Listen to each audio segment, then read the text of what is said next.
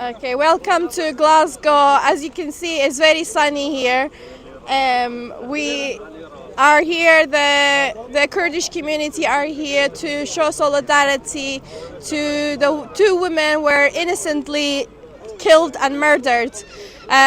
From Glasgow, we are showing solidarity and we are against human rights abuses.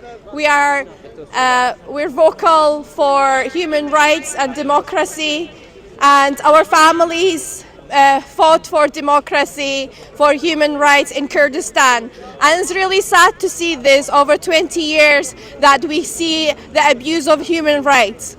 And as a person that's grown up in Glasgow and I came to claim asylum, it's sad to see that, you know, our Kurdish comrades are leaving their homeland because of human rights abuses.